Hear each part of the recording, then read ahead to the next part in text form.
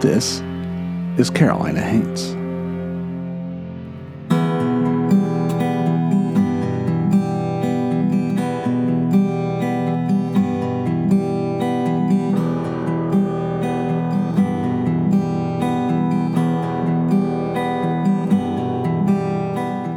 Carolina Haints presents Folk, a show about our stories. I'm your host, Dan Sellers.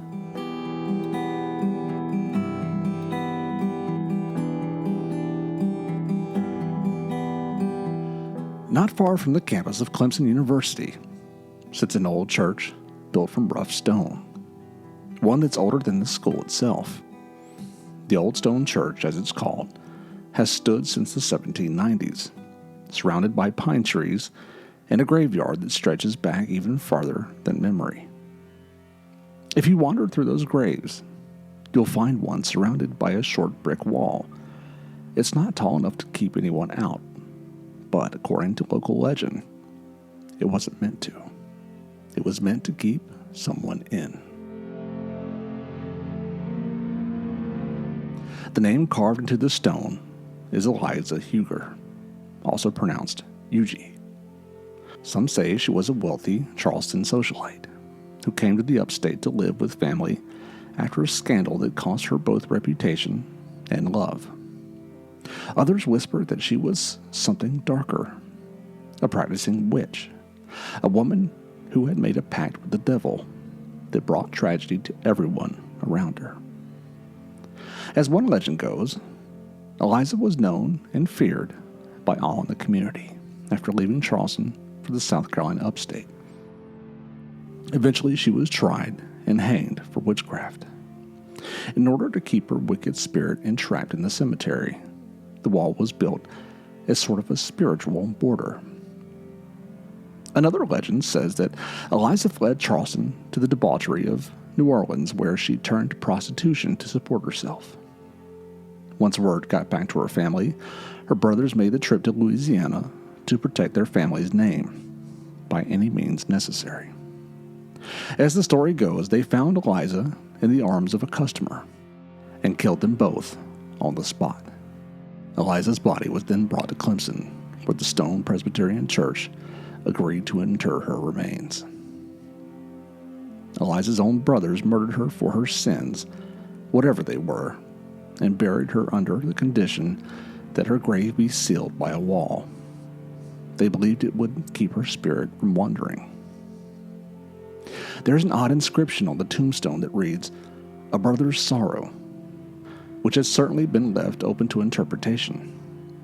Some believe it's the regretful way in which Eliza was dealt with, or perhaps how she sullied the family's name. Or maybe it's something far less sinister. Another story suggests that Eliza had become quite ill, and that under a doctor's orders, had moved to the cooler climate of the upstate, where she eventually succumbed to her sickness. The sorrow expressed by her brothers on her tombstone may have reflected the regret of sending Eliza away during her final days in an attempt to save her life, an attempt that proved to be in vain. As the years passed, like any good legend, the story only grew. Locals say that lightning strikes the grave more often than anywhere else in the cemetery, leaving huge cracks on its face. Visitors leave coins and trinkets for Eliza, hoping for protection or good luck. And if you remove one, it's said that misfortune will follow you home. Folks have claimed to have seen a blue light hovering above her grave, or a shadowy woman walking through the headstones just before a storm. Some believe she's just a restless soul whose story was twisted by time and gossip. Historically, Eliza Huger was a real woman, her name recorded in church documents from the early 19th century. But as with most legends, the line between history and haunting blurs. Maybe she was simply a woman buried with love and care by her family. Or maybe the wall was really built to hold something inside. If you visit the old stone church at dusk, the air cool and the sun setting low behind the trees, You can still see the grave tucked quietly behind its wall. Some say that's where she'll stay. Others aren't so sure.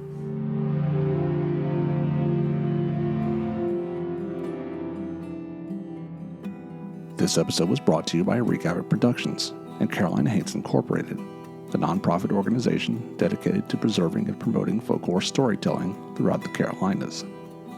You can find everything we're up to, including our books, podcast episodes, and appearances, at carolinahaints.com. We'll be back next week with a new episode. Tune in then to keep the folklore tradition of oral storytelling alive.